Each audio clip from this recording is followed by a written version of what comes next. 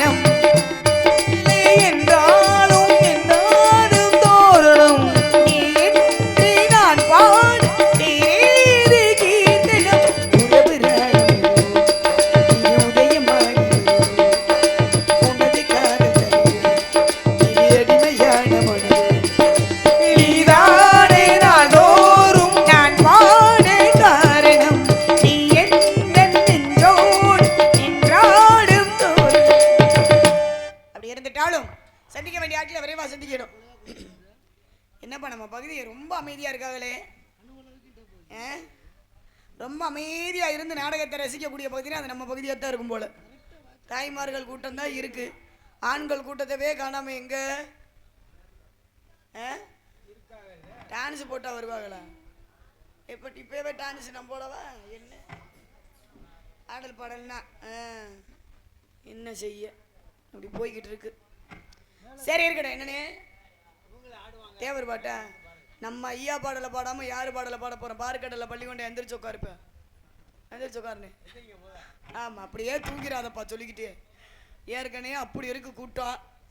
ஆமா இருக்கட்டும். என்னத்த கிளம்புறீங்கள? என்ன இப்படித்தானே?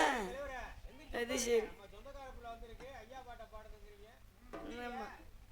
போயிட்டு வாத்தா, நல்லபடியா போயிட்டு வாத்தா. கூடவே 4-5 பேர்த்த சேர்த்து கூட்டிட்டு போத்தா. ஆமா, சொல்லவே தேவையில்லை, கூட்டிட்டு போயிடுவாங்கன்றீங்களா? கொடுமையா ஐயா.